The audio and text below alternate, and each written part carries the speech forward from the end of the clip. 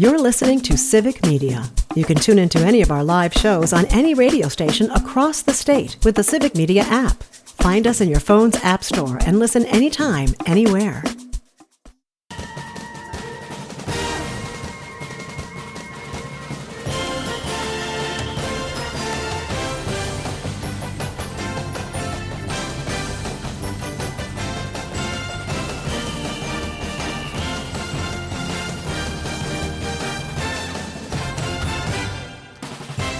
And good evening and welcome to another edition of the Big High School Sports Show, brought to you by K5 Construction on 98.9 WXCO, online at bullfallsradio.com, mobile devices and Alexa by searching WXCO, and on the Civic Media app. I'm Chad Holmes, along with former Wausau West head football coach Jason Foster. We will be talking about last week's action in high school football, looking ahead to this week, and be joined by a pair of special guests. Our coach guest for this week, coming up at 6:25, it will be from the 4-0 Abbotsford Falcons, Coach Jacob Knapmiller. Again, Abby 4-0 on the young season, right now battling it out with teams such as Edgar and Auburndale, already beaten Iola Scandinavia in the CWC Small, or is it... I see it listed as the Merriwood CWC on List Sports. So I'm going to ask, my first question is going to be, what is officially the name of their conference? Because I'm finding out all sorts of great things about conferences this week as we hit the midway point of the season. But Jacob Knapmiller, again, this Abbotsford program has just been consistently solid for a number of years, and we'll find out why that is with the coach coming up at 6:25. And then our student-athlete guest from Mosinee High School, junior Treve Stoffel. He is the quarterback, but he's also the top tackler on the Mosinee squad that has won 3 games in a row. They're 3-1 in the Great Northern Conference. They are 2-0, and they're getting set for a trip here to Wausau on Friday night against Wausau East. So again, Jacob Knapmiller at 6:25, Treve Stoffel at 7:06, and sitting across from me again, Jason Foster, and it's 80 degrees, and we're reaching the midway point of football season. Yeah. I was real fast. I was over at West for practice today, and I was talking to Coach Johnson, and he was saying, well, I don't know if I should complain about this. I said, I have been complaining about it because this time of year, you kind of like to have a jacket on to watch football. Yeah. I got to wake up at 4:30 in the morning to walk my dog just to get a little cool weather and use some of my sweatshirts. Exactly. So, again, it's week 5. I mean, it's hard to believe. Again, I hate saying that. Oh, it's hard to believe. But, I mean, man, we are right now at halftime of Friday night's games. We'll be at the midway point of the regular season. And fall football goes by so quickly, doesn't it? As a coach, does it go by fast? Oh, absolutely. I think it's 12 months a year now, right? So much of your year is spent preparing for it, and it gets here, and it seems like those first couple weeks feel like they take forever, like as you're getting ready for your scrimmage and you're doing all the things, the paperwork, the picture day, all of those. And then once you hit the scrimmage and you're in that weekly routine where this is what you do on Sundays, this is what you do on Mondays, so on and so forth. You play on Fridays and then you repeat. And all of a sudden you're in week 5 and you're really starting to look at rankings and wins and what the playoff picture might look like, hopefully. And yeah, it goes really fast. And it's also tied very tight to the school year. Right. Like these sports play such a big role in getting school years off to good starts, like student sections at games and getting students into routines and like the friendships, people didn't see each other all summer, whatever it might be. So yeah, it goes really fast, and all of a sudden the season's over and the first quarter's over and you're 1/4 of the school year, and what happened? So we're going to start with the Valley, and I'm going to start with what I asked you today.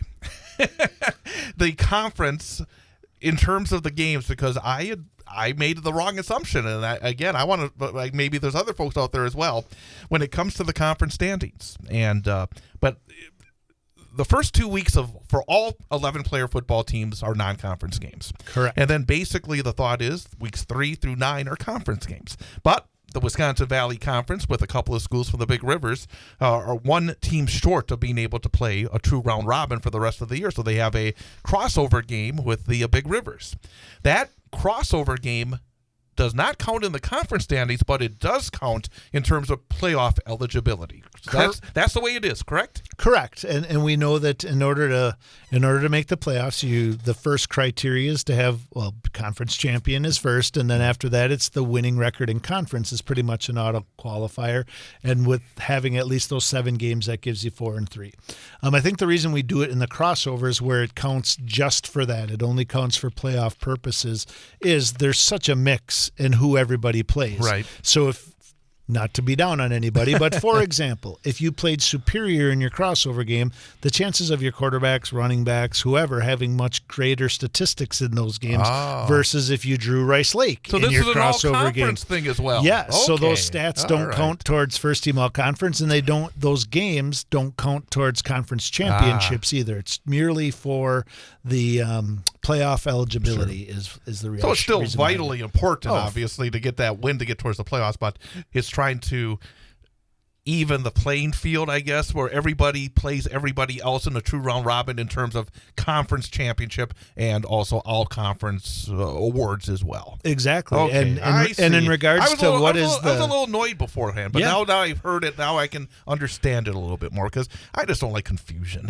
And in regards to when you talked about what is the Central Wisconsin Small officially called, I just Merowith CWC now. I just confirmed today that our conference for football is called the Wisconsin Valley it's the WVC BRC East is what, and that's what we saw. We had a conference athletic directors meeting today, and that's what the trophy says. So now it's official, and that's what it says on the standings page. And I saw that during the off season, and I've actually put out a social media posting. I said, well, I don't know if I'm going to say that all the time.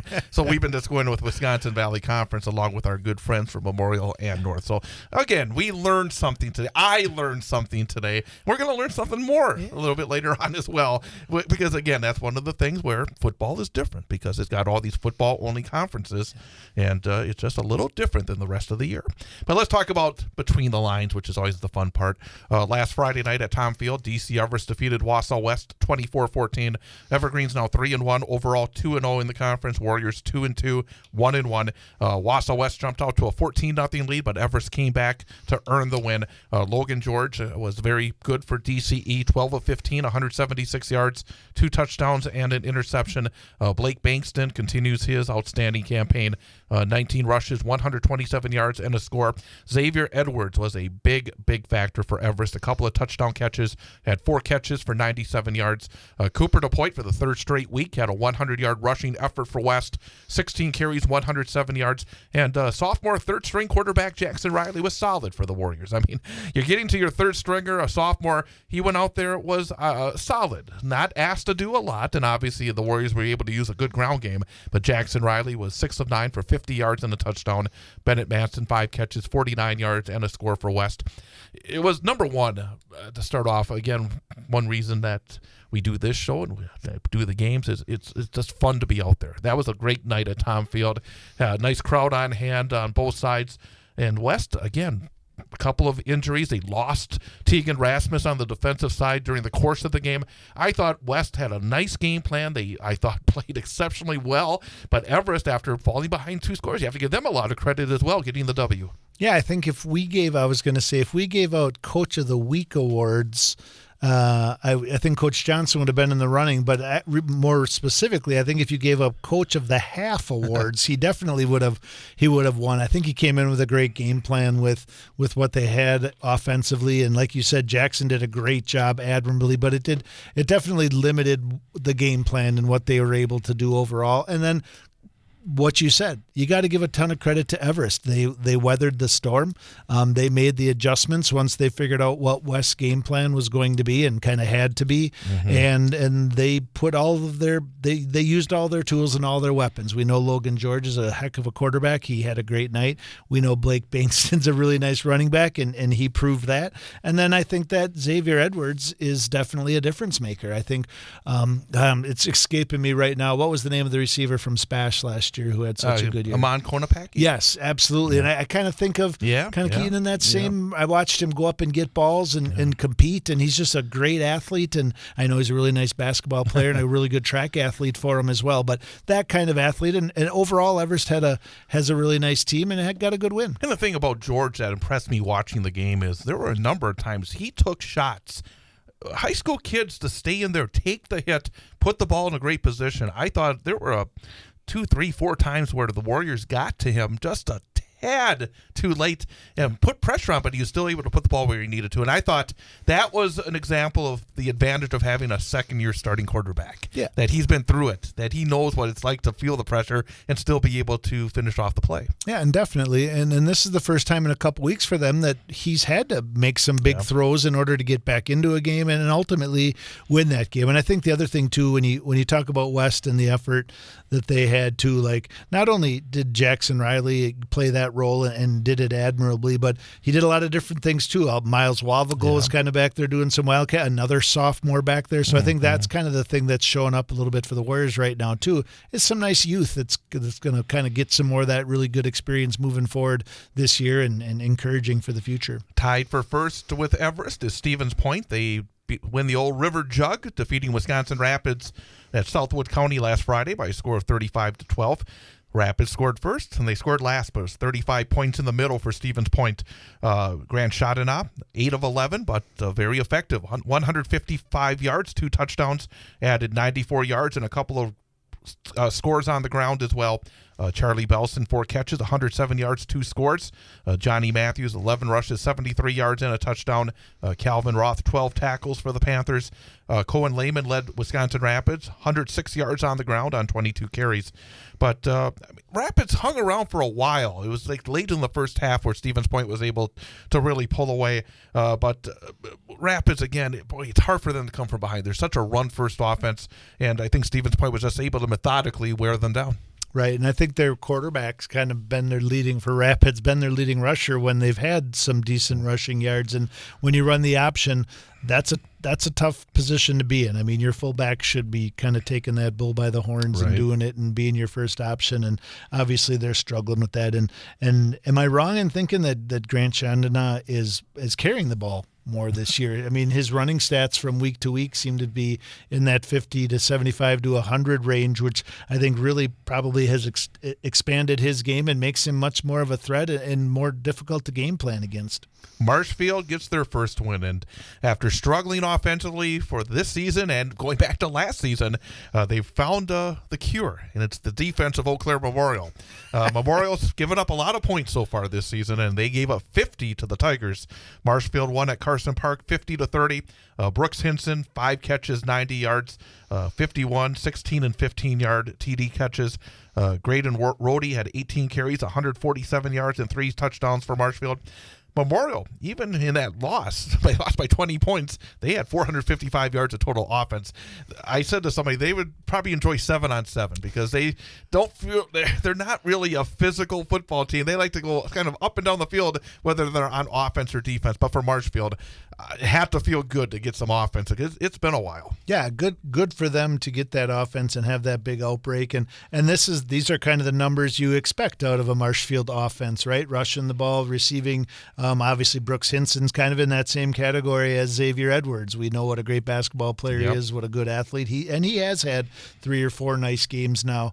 I would say the one thing that sticks out to me, though, too, is Eau Claire Memorial having 455 yards of total offense. And they did score 30 points, which is also a nice night for them.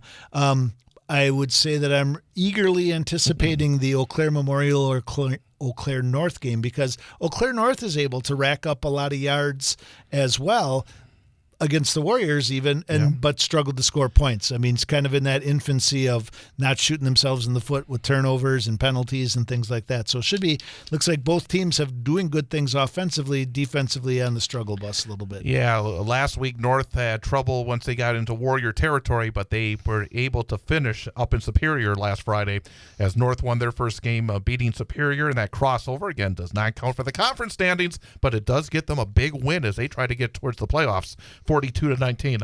Peyton McCracken, very efficient, 15 of 17, 149 yards and a touchdown for the Huskies. Aaron Solberg, 8 catches, 73 yards for Eau Claire North. Superior had more yardage, almost 400 yards to 339 for North. But again, these crossover games, as you said, explaining what it is, they're big. I mean, they are significant because nowadays it doesn't necessarily take 4 wins to get to the playoffs in conference.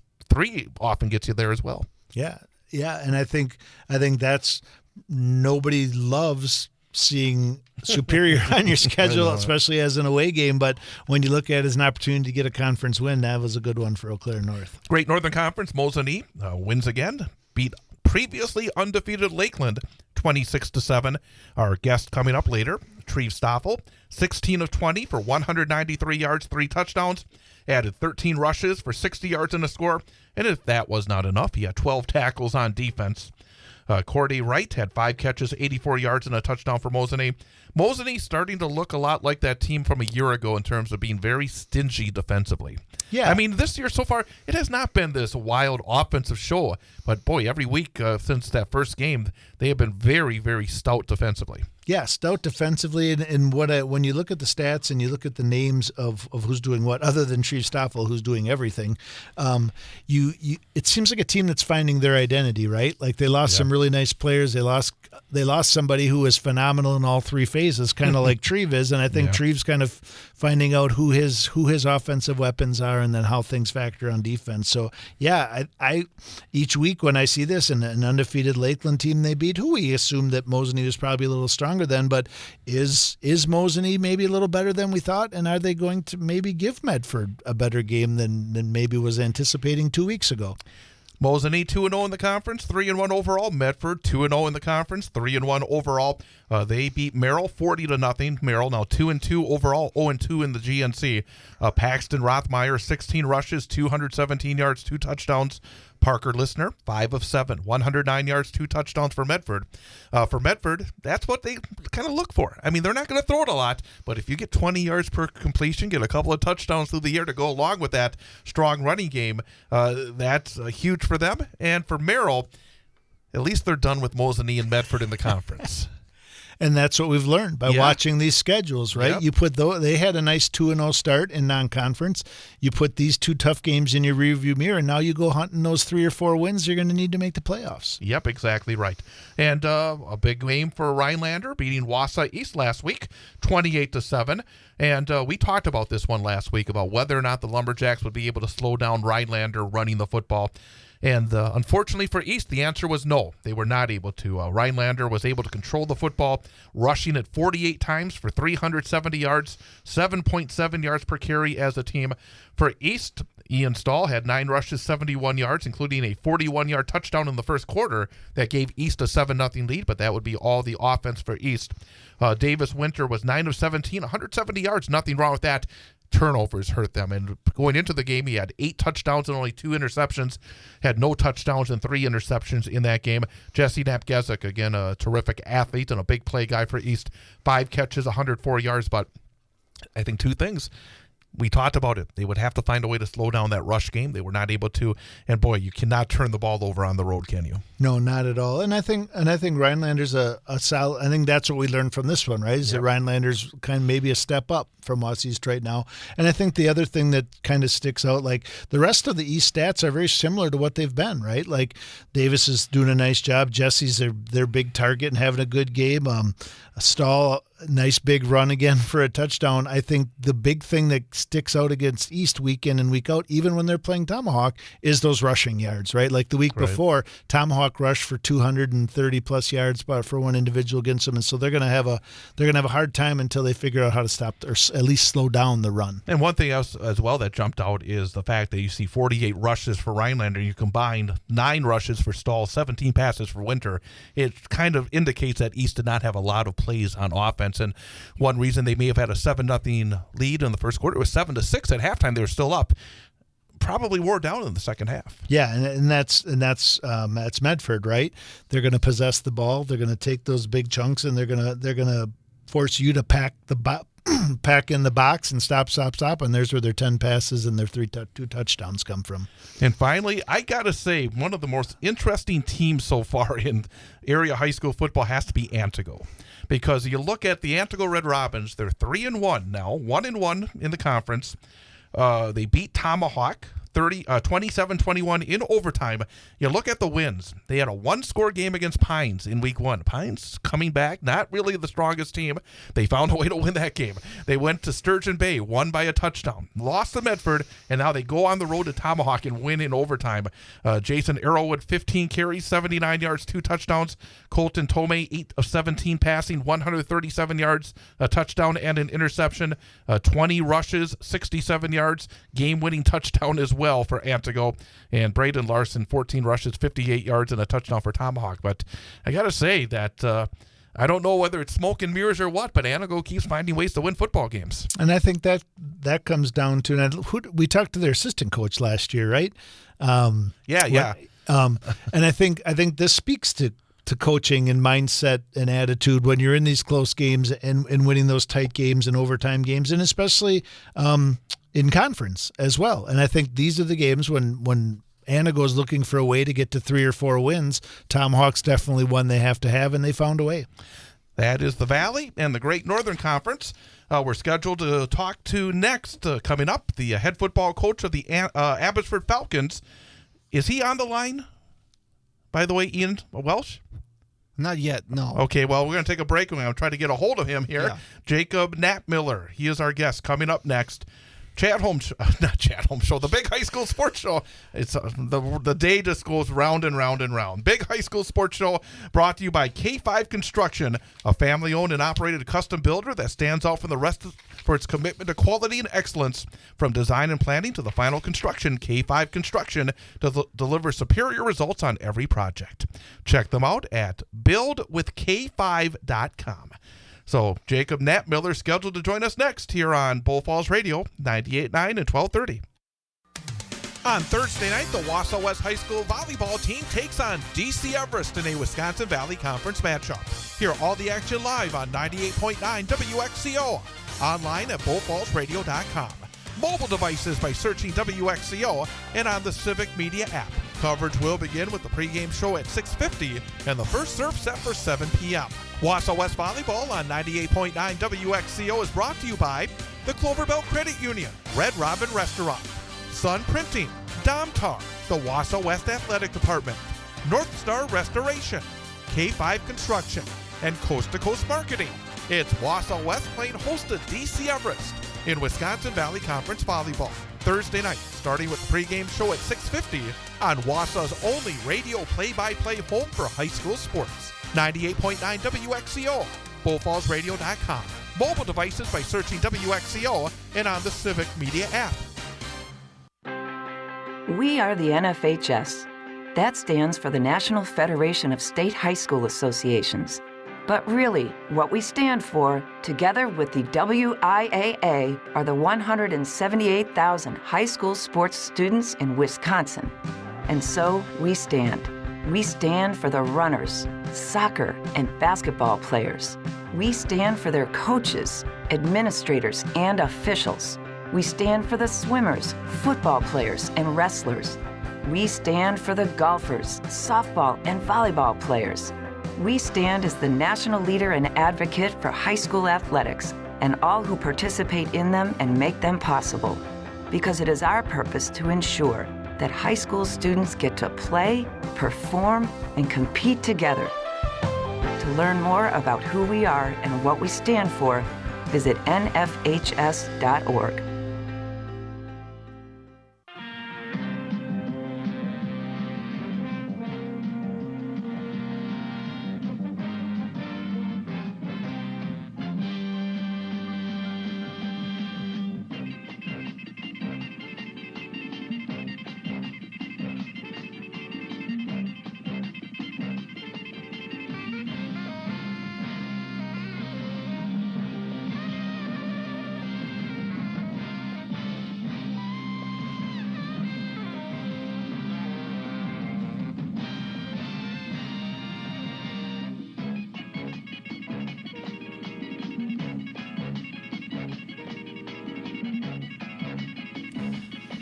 And welcome back. Chad Holmes along with Jason Foster. Big High School Sports Show on 98.9 WXCO.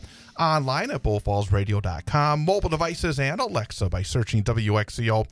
And on the Civic Media app. We're still waiting for Coach Jacob Knapmiller to join us here on the program. So while we wait for him to call, we're just going to continue recapping the action from last week. And we will go to the the CW. There's no Merrillwood. Oh, boy, when things get thrown, they get thrown here. But the CWC Large, Stratford improves to 4-0. They're 2-0 in the conference. They roll past Wittenberg-Burnhamwood by a score of 33-6. Chargers are now 2-2 overall, 1-1 in the conference. Jack Tubbs, another solid effort, 12 rushes, 94 yards and a score. 8 of 10 passing, 89 yards and a touchdown as well for Stratford. Bryson Schmidt had 14 rushes, 77 yards for Wittenberg-Burnhamwood. Also 4 of 11 passing for 70 yards for Whitburn. Again, right now, just Stratford looks to be maybe a step ahead of everybody. They got so much talent that is back, that's so experienced with their state championship pedigree the last couple of years. And Wittenberg-Burnhamwood, again, we've talked about this. They've lost, I think, quite a bit of talent. They're still a very good football team, but going into Stratford at this point of the season, frankly, they hung around. They did not fold the tent, but Stratford right now looks very, very tough.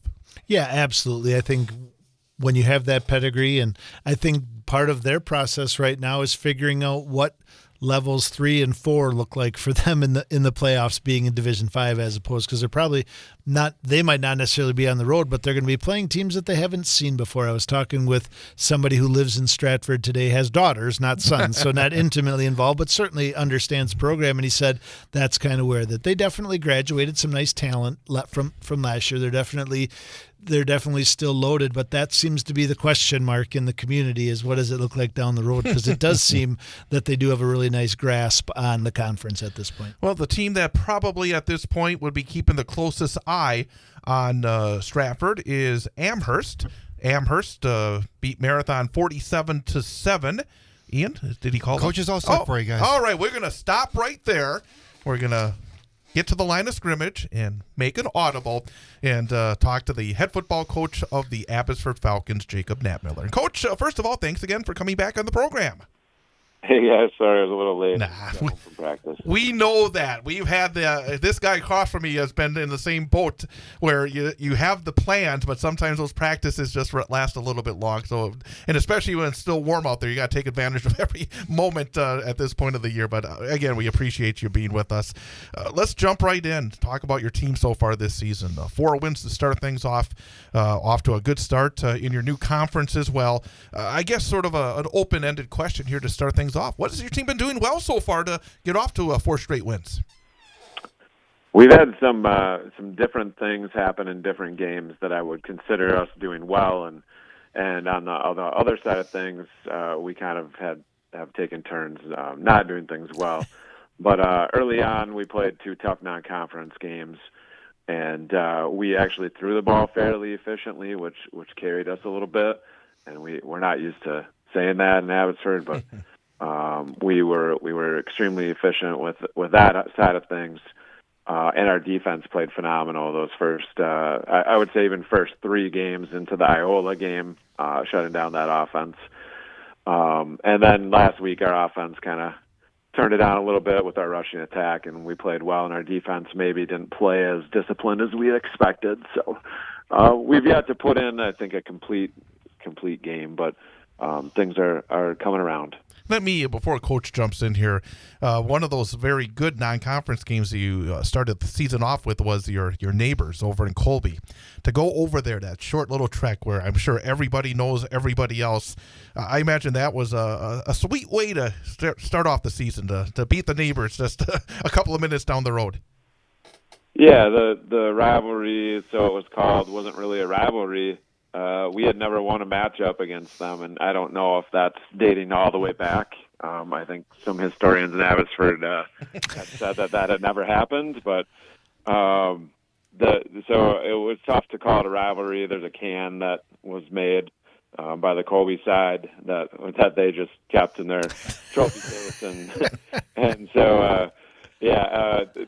For our kids, though, it was the excitement of being confident and knowing that we're pretty good too, and accepting the challenge this year and coming out and proving it. And kind of one of the nice things about these new football-only conferences is that having those non-conference games at the beginning of the year allows for those rivalry or not rivalry games, neighborly games, to still exist like that. So that had to be a great win for you guys. And being part of the show for 2 years now, one of my favorite things each week to do is to look at the stat lines that come out of your games at Abbotsford and to watch your rush game and to hear you talk about how good it was or how good it's been and be able to see that. But then that you put it together with really good defense this year. As you move forward and you look at the big games remaining on your schedule and then hopefully a deep playoff run, how important was it in those early games to be able to also establish the passing game when you look at, because rushing the ball and playing good defense wins you a lot of football games, but in order to win playoff games, multiple playoff games, you got to be able to throw a little bit too. So talk about how important that is.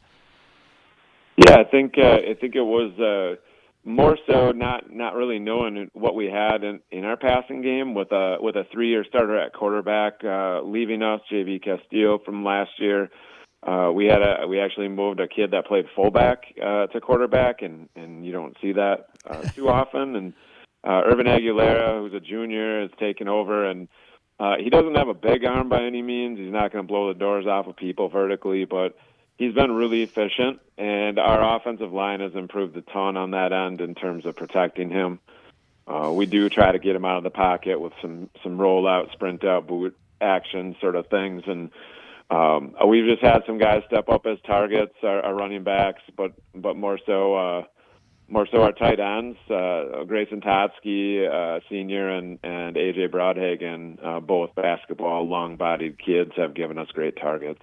Again, we're talking to Jacob Knapmiller, the head football coach of the Abbotsford Falcons, here on the Big High School Sports Show on 98.9 WXCO. You mentioned JV Castillo. It's been sort of a withdrawal because we mentioned his name so very often every time we talk about the Abbotsford game the previous week. So obviously it's been a little bit of a change, but you still have Christian Fuentes, who has been putting up, about 4 weeks and almost up to 600 yards. So even with my limited math, that's almost 150 yards per game so far. Obviously, you're still more than capable of moving the football on the ground, aren't you? Yeah, absolutely. We're kind of, I think we would consider ourselves a three-headed monster with our running backs in the backfield along with our quarterback. But Christian was a 1,000-yard kid as a freshman. He's a junior now. I think he eclipsed 1,000 last year, too. I think he's on pace to crush our school rushing record if everything goes right. But the cool thing about his stats, they're pretty good so far, and he's got some receiving stats to go with it. But he's been a little bugged by some hamstring things, and didn't play 3/4 of the game last week because of it. And so he's putting up some pretty video game like stats already, and that's a credit to him. He runs the ball extremely tough, has great feet, great vision, has really improved on some things. But our offensive line is clicking too. Well, when you average more than 10 yards per carry, which means averaging a first down every time you carry it, yeah, those are video game numbers definitely to start off the season. And in games like that, too, like we've kind of all been there, we've been on the other end of tough games like that as well. Kind of nice that he can kind of get those touches and then maybe take some time off in that game as well. Talk a little bit more. You kind of touched on it at the end of that question, but how important, like we talk a lot about stats on this. We talk about quarterbacks and running backs and receivers. Talk more about your offensive line and who they are and what role they play in your success. I was hoping you would ask me that. I'm an O-line guy and I'm the O-line coach, and I'd rather talk about those guys. The guys in the back. I'd rather hear about them too. Yeah, absolutely. We're fortunate enough to have every kid up front, with the exception of maybe the Totsky at tight end, had varsity starting experience, and maybe even 2 years of starting experience returning. And I think it's led by our all-conference guard, Dan Davia. He is just a really impressive kid to watch. He plays football the way it should be. He plays well in space. He's just really tough. Matched up really well against some all-region kids already, and hasn't had any glaring problems. on offense with him. And so he's kind of our spearhead, but we have Andrew Hirsch is our center, and center in shotgun is really imperative to get that ball back to the queue every time in the right spot, and he's been solid this year as a returning starter as well. And we got a couple other guys that are there, maybe not a ton of experience, but had started in the past, Peyton Schreiber and Angel Zinzun at the other positions, and Marcus Van Leuven has helped us out some, and now we return a senior, Andres Lopez, at left tackle, who's been playing really well as well. So those guys are all experienced. I think we average 240 pounds up front, with the exception of our tight ends. So we're big and we're quick, and they're fun to watch. That's awesome. And doesn't that also help in regards to, like, when you talk about injuries, when your offensive line is that good and that experienced and that tough, you can maybe get away with playing some different guys in the backfield from time to time if you know the holes are going to be there and they're that disciplined and experienced up front. Yeah, you're getting the holes no matter who's getting the ball, and we're trying to get some of our guys, other than Christian, some carries, because he's got enough on his plate here, and those guys need that experience. And like you guys said, if our goal is to go on, long playoff runs, you're going to want other guys that can step up too at times. So those guys need that, and with our offensive line being experienced, we've been able to afford to do that. Let's talk about your defense a little bit, because the impressive performances you had at Colby and then versus Iola. Colby is always a team that likes to win the battle up front. In recent years, they've been very, very good running the football. And then the thing against Iola Scandinavia, that was a team that the week before you played them had run for somewhere around 500 yards, I think, against Wyowega Fremont. What's been the key on the defensive side to be able to slow down the perennial offensive, especially running game powers like Colby and Iola back-to-back weeks? Right. Coach Rao, who's a former player at Abbotsford, has come back from Illinois. He's, I think, a fifth or sixth year coaching as a D coordinator, but second year with us. Instituted a different scheme than we had in the past last year, and so the kids, there's maybe a learning curve last year, but a little bit of not trusting it at times until maybe the end of the year. We started to see a little bit more discipline and trust in it, and I think they're really buying into their keys, their eyes, their trust in what they're supposed to do, and we can run, and they're running, and they're hitting, and doing it together and trusting each other.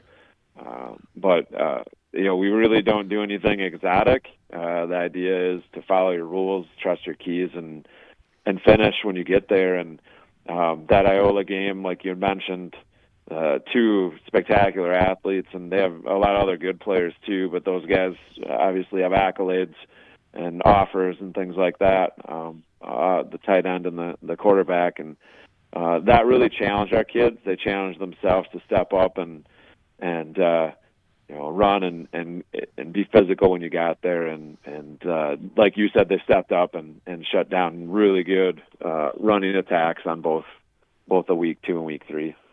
And so important on defense to get to the point where they're not thinking anymore, where they're just reacting and playing the game. And it sounds like you guys are there, which is awesome. Talk to me a little bit about the conference when you look at how it's changed. First, here we go. Chad's got a question for you. First, what is the official name of this new conference? That's a great question. I have no idea. Because I've seen it was called CWC Small, then I've seen it listed on Wiz Sports as Merriwood CWC. So it's like I want to be accurate, but I'm not so sure myself. So, but Jason, continue asking about the new league. No, just that it is a new league, and there's some familiar foes in there, and then some new ones. So has anything changed about how you approach week to week? And when you look at the remaining schedule that you have, what sticks out to you as kind of some? Obviously, we all play week to week, but what games are sticking out for you as you go through the last 5 weeks? To answer your first question, a little bit of so with Pacelli. We didn't have like opponents, and we never played them before historically, so we don't know what they've run in the past. what their tendencies were. All we had was, our 2-game films exchanged, and so that presented a challenge. But they're in the same boat, so you got to remember that. With the remaining schedule, we're familiar with most of the teams. We had played Pittsville and Auburndale, Edgar. We had been in Assumption's conference in the Cloverwood a few years ago, and so we're really familiar. We played them for 5-6 years at least.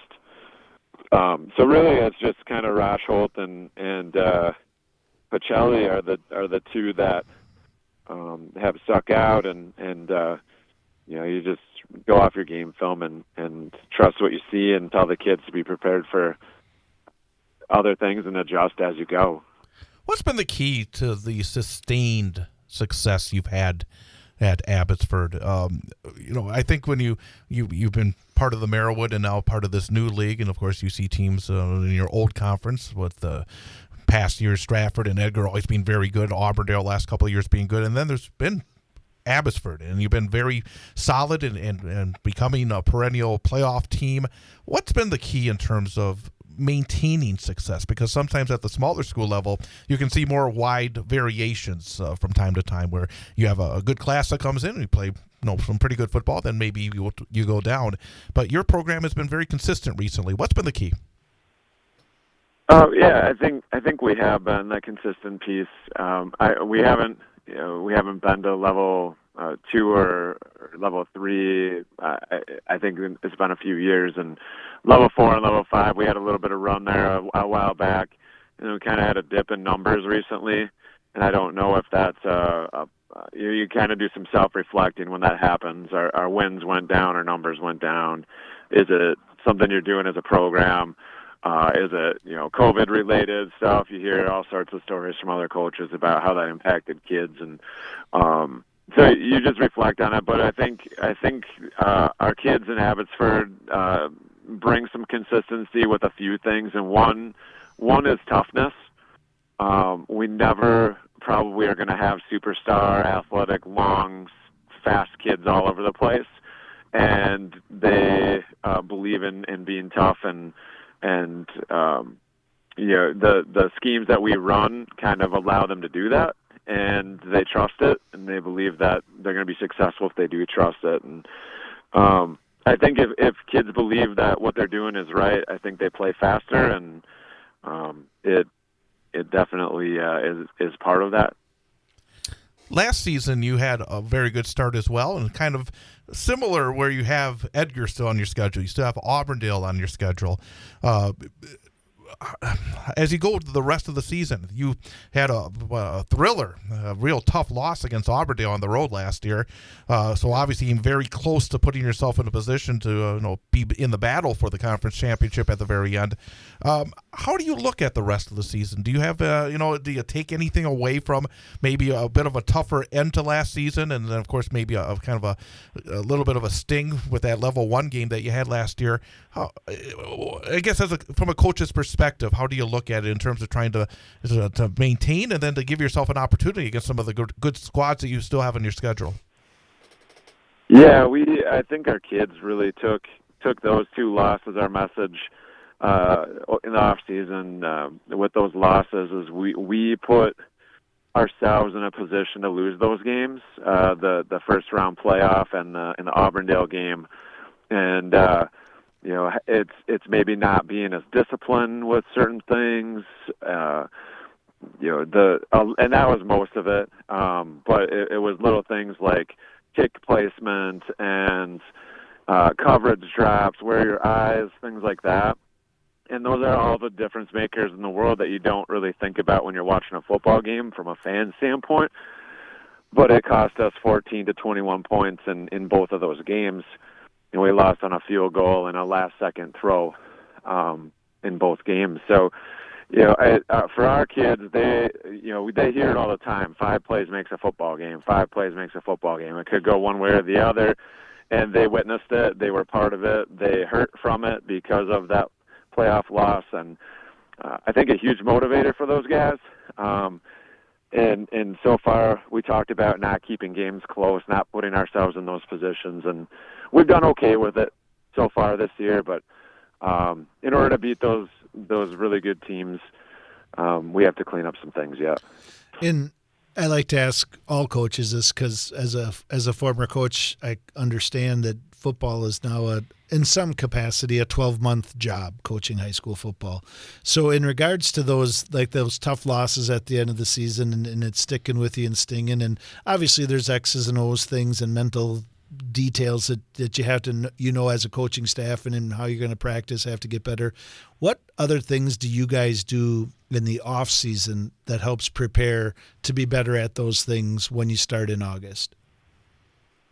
That's a great question. I think with us, so in Abbotsford, we have a super unique situation with our student body where we're a rural, small school that has a high percentage of minorities and a lot of immigrant families that have moved in, and student athletes that maybe have never played football in their lives and don't have that support, or we have again some Asian immigrants coming in, same situation, and so we're just super unique in terms of like the background of our community, and kids don't get a football in the hospital when they're born like they do in some local communities. We're teaching later on in life, and so a couple of things that we tried to do were just making sure our kids were always together in different settings, and try to do cookouts, and we did camping stuff, and not necessarily connected to football, but being together as a group and creating those connections. And the other thing is for a lot of our guys that don't have families that enjoy or watch football, we have kids, Coach Rao, my D coordinator, opens his classroom and they watch football on Saturdays together, just to up that football IQ for just watching the game. And I think that might be for a lot of high school kids. They just don't watch football anymore, but specifically for our groups. So those are the two things that are unique to us, I think. That sounds awesome. And I'll underline that though it sounds like it's more than football. It really truly is a lot more than that. And again, that's wonderful to hear, and especially to be able to put together your groups and to be able to get this success and probably add so much more to those young people's lives. That's just fantastic. Coach Foster, anything else for Coach Knapmiller? Just to piggyback on what you just said, the big cliche, if you go to any football clinic and you go and talk about leadership and stuff like that, you're going to hear things like the kids don't care how much you know until they know how much you care, and it sounds like you guys are really knocking that out of the park. So great job, Coach, and it shows in what you've done so far this year. Good luck the rest of the way. Thank you. That's Coach Jacob Knapmiller of the Abbotsford Falcons. Again, Coach, do appreciate the time. Best of luck for the rest of the season, and let's hopefully get a nice deep run into the postseason. But again, really appreciate your time, and best of luck on Friday as you take on the Royals. Awesome. Thanks, guys. Again, that's our coach guest for this week from Abbotsford High School, Jacob Knapmiller. We're going to come back with a quick look at the CWC Large, and then we'll have our top of the hour news update, and then we will have Treve Stoffel from the Mosinee High School football team, our student-athlete guest, coming up at 7:06. With Jason Foster, I'm Chad Holmes. The Big High School Sports Show, 98.9 WXCO. On Saturday afternoon, the Newman Catholic High School football team looks for a third win in 4 games this season as the Cardinals play host to Marion Tigerton. Hear all the exciting action live on 98.9 and 1230 WXCO. Online at BullFallsRadio.com. Mobile devices and Alexa by searching WXCO and on the Civic Media app. Coverage will begin with the pregame show at 12:35 and the opening kickoff at 1 p.m. Newman Catholic High School football on 98.9 WXCO is brought to you by Red Robin Restaurant, Sun Printing, the Cloverbell Credit Union, and North Star Restoration. It's Newman Catholic taking on Marion Tigerton in high school football. Saturday, starting with the pregame show at 12:35 on Wausau's only play-by-play home for high school sports. 98.9 WXCO, BullFallsRadio.com. Mobile devices and Alexa by searching WXCO and on the Civic Media app.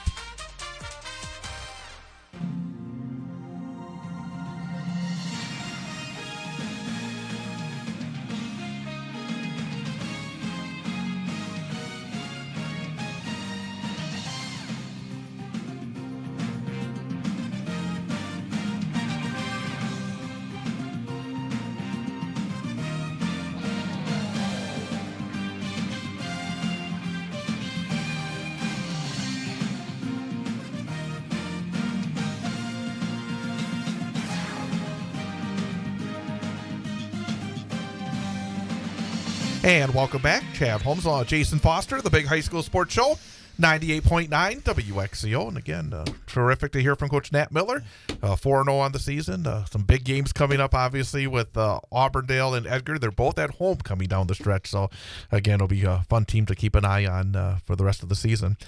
Before we get to the top of the hour, and then we get set for our student-athlete guest, let's continue. We talked about Stratford beating Whitburn in the CWC Large already. Was going to mention as well, Amherst beat Marathon 47-7. Amherst perfect on the season. Marathon at 500 after 4 weeks. Charlie Ehlert was the starting quarterback for Marathon. 13 of 19, 173 yards and a touchdown. In for the injured True Thurs. Garrett Bracewell continues his outstanding start. 6 catches, 107 yards for Marathon. But Marathon held to 19 yards rushing as a team. And injuries, boy, of all the kids to lose True Thurs was just a massive blow. And Amherst so far this season has been pretty dominant in their games. Yeah, when you look at some of these matchups last year that were so tight, and you kind of were talking Stratford, Whitburn, Amherst at the top. Amherst had maybe taken a step back. It does appear that Amherst is still licking their chops and looking for a great matchup against Stratford, and it should be a great game. I tell you, the 3 schools that we cover on this radio station have all got to their third quarterbacks already.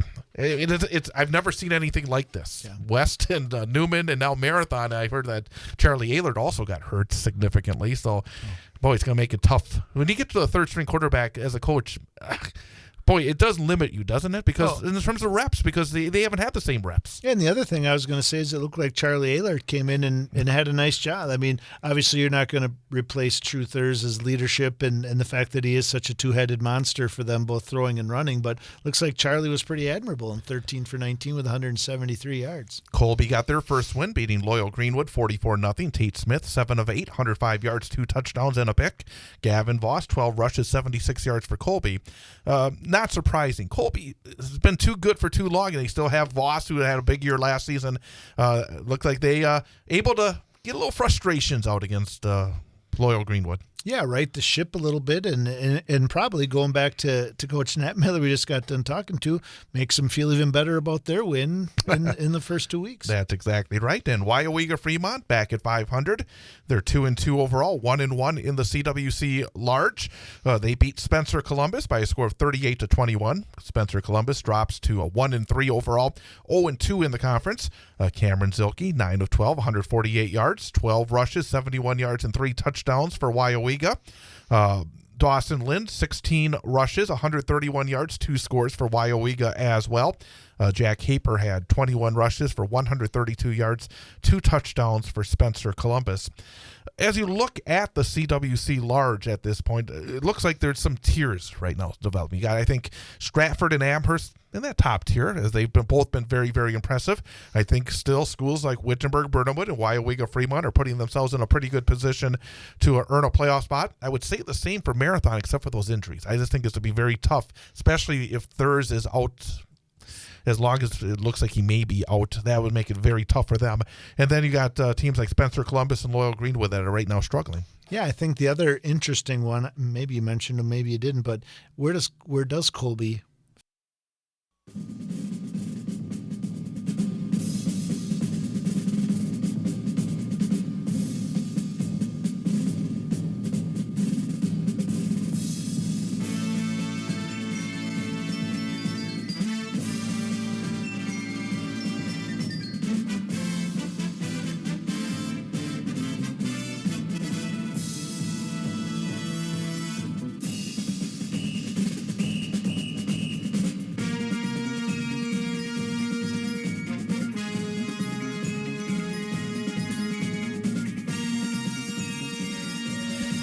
And welcome back. It is hour number 2 of the Big High School Sports Show, brought to you by K5 Construction, a family-owned and operated custom builder that stands out from the rest for its commitment to quality and excellence. From design and planning to the final construction, K5 Construction delivers superior results on every project.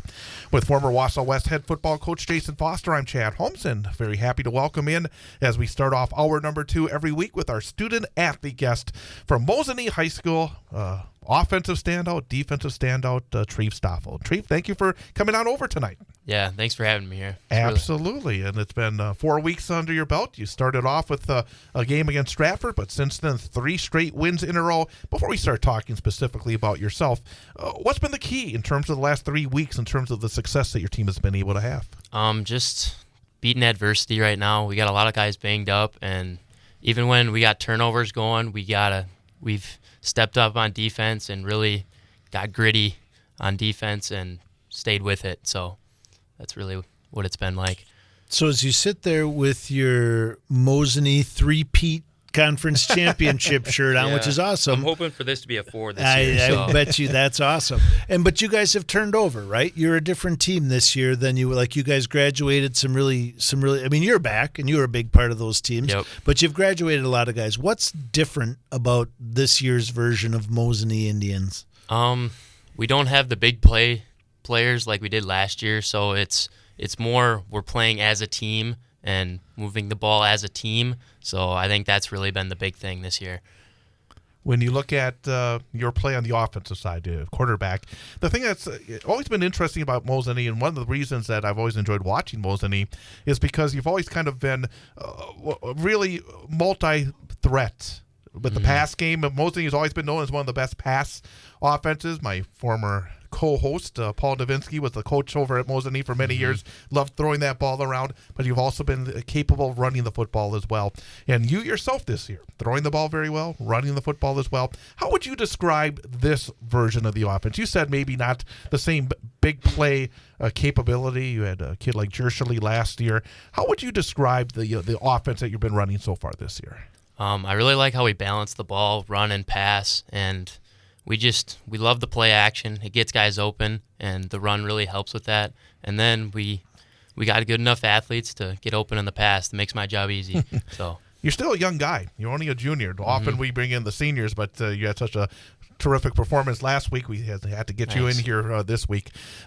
How has your game developed? How much do you learn every week, especially as a quarterback? We'll talk about the defense coming up, but still as a junior, you still have a lot of opportunity here with more reps, whether in practice or in games. How have you changed as a quarterback the more that you've had the opportunity to play? I'm still kind of figuring out the flow of varsity quarterback right now, but it's more just adapting to our guys and making big plays with our guys and reading the defense based on our offense. So it's just, I don't know, they make our job easy. So you said at the end of your last question that it makes my job easy.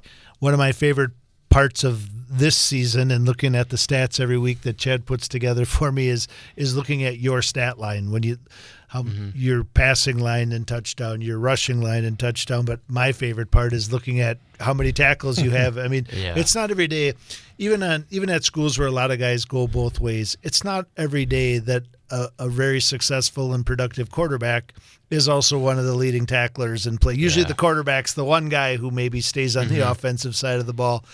Tell me a little bit about that role and what your thoughts are on doing those two jobs together and doing them both at such a high level. No, I love being a two-way player. Defense, I like defense more than offense, so I really like to get after it. My brother Davin, he got a lot of tackles, so he's my big motivator. So 47 tackles so far through 4 games, and also an interception as well thrown in there as well. When you arrived and during the news update, we were talking, and Coach asked you about when do you rest. Could you tell us, when do you rest? Pretty much Saturday, I sit on the couch all day. I don't move at all. How do you go about, because I think beyond the physical aspect of being out there, both offensively and defensively, being the quarterback and being in charge of the offense and being one of the top defenders as well, is the mental aspect. Is there any struggle within that as well? Is it just something that naturally comes to you that you're able to go out there? The physical aspect is one thing, but the mental aspect is another. Is there any time where you have to maybe focus a little bit more because you don't have that blow on the sideline that maybe most quarterbacks would have? Yeah. No, we do enough reps in practice where it's pretty much I get the play, I know what I'm doing, and if someone asks a question, I know what they're doing too. So it's pretty reactive for me at this point. In talking before you came on, you also mentioned that you guys have quite a few guys right now who are going both ways. Does that make things, and I understand if you got guys who are going both ways and somebody gets injured, you lose two guys instead of one. But does it work as an advantage too? Like knowing that you have quite a few guys, like does that change your mindset and your togetherness, knowing that you're on the field on both sides together? No, I think it brings us closer together. It gives us more confidence to be like, yeah, these are our dudes, and we're gonna roll with them the whole way. So, I like it. Again, we're talking to Treve Stoffel, the junior quarterback and defensive back for Mosinee High School, our student-athlete guest this week on the Big High School Sports Show on 98.9 WXCO. We'll continue talking about football, but we're going to step away from that for just a few moments. Are you involved with any other sports? Basketball and baseball right now. So a three-sport athlete. A question I usually ask is when you have a three-sport athlete, are you able to carry momentum from season to season? If things are going well, say in football, are you able to carry it over to basketball and likewise to baseball? Because Mosinee's had great success in multiple sports during the years. Are you able to carry success from season to season personally? Yeah, that winning competitiveness always stays around with me, so I usually bring it on from season to season. And you guys have had some success in all those seasons in Mm-hmm. both basketball and baseball as well. Real quickly, for basketball and baseball, what positions do you play? I'll probably be point guard for basketball and probably shortstop for baseball. Speaking of baseball, Mosinee has had some great success in recent years. Went to state, right? State last year, What was it like to play at state? And I know that for high school athletes, that's always the goal. Whatever sport it may be, in the case of baseball, get to play at Fox City Stadium over in the Fox Valley, over in the Appleton area. What was the experience like to play at state? Just the environment, all the fans, 3 times more fans. It's a crazy environment, and the intensity is just as high because the other team's just as good as you, most likely. So it's pretty cool. Very cool. One of the things I wanted to ask about, it's football related, but it's also probably a lot away from football. Your dad's your head coach. Yeah. And we had your dad on last year, and I think I asked him the same question. I asked him, what is it like coaching your son and being out there? And he loved it. Like he talked about what it meant to your relationship. What is it like for you, and what does it mean for you to have your dad as a head coach? At this point, it's pretty normal. He's done it his whole life, so it's a comfort thing at this point. I don't know if I'd feel as nearly as comfortable if I had someone else. It's just it's normal at this point, so I don't know how I'd feel with anybody else. When you look at Mosinee, and I mentioned the fact that there's been a lot of success in different kinds of sports, and I remember last spring where your softball team one weekend was at state down in Madison, and then your baseball team was at state in Appleton the very next week. What's the atmosphere like at Mosinee? Is there an expectation where during the course of athletic seasons that you're going to have a lot of success, and does that add to school spirit in the halls, maybe when you're going to school with your classmates? Yes, it definitely adds a standard in Mosinee, but I think it adds more of a seriousness during like the team, probably not at school more, but to the team, we take more pride in what we do. So staying away from football and sports, I mean, I know that sports is kind of what you do all the time. Yeah. When you're not at practice or games, what do you like to do when you're away from practice and games? Who do you hang out with? What do you like to do in your free time when you have some? I like to hang out with friends. Every once in a while, I like to go fishing too. So sports don't stop for me. So I don't get a lot of free time, but friends are pretty fun to play. Well, let's ask you about that balancing, because nowadays during the summer, coaches want you involved in something. There could be, football, they have the 7-on-7. You got the summer leagues and basketball, and baseball obviously has Legion Ball and stuff like that as well. How do you try to balance it all out to make sure that you're able to make the commitment I'm sure that each of the coaches in your sports are looking for? Do you have any insight on how to balance it all out and still be successful in all the sports? I try to even it out during the day. I mean, I try to do 3 basketball practices and then tournament on the weekend, and then throw a football every once in a while after lifting. So, you mentioned your friends and your teammates. I like hearing, and kind of venturing back into football now, I like hearing about your teammates. I like hearing about who are the guys, who else. You're obviously a great leader on this team and very successful. Who are the other guys that make Mosinee football go this year? It's It's probably been more of our injured players. We got Elliot Rukuski. He's really stepped up, been a leader, showed leadership off the field and helping guys out, young guys that need the work. And then probably got Brady Locken. He's kind of a sleeper, but deep down he shows grit on the field, so he really shows grit and yeah. Real quickly, talking about the dynamic of a team, and Elliot was injured when was he injured? This summer he got injured during lifting, and so he has been out the entire season, correct? Yep. How does and I actually, when you guys came over to DC Everest for the scrimmage, I was talking to one of your assistant coaches and mentioned that loss.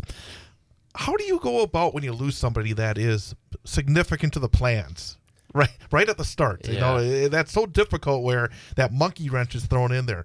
How have you, the coaches, the entire program, adjusted when you lose somebody that's expected to maybe fill some of the role that Jershely had for your team last year? I don't think anybody could have done everything that Jershely did, but I think he was one of the people that was expected to try and carry a little bit of the load.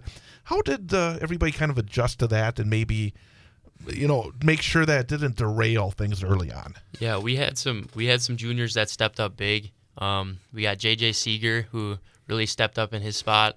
Chris Straits really stepped up in his spot, and Mitchell Micklig's doing pretty well at linebacker, especially with Elliott's fatigues and stuff too.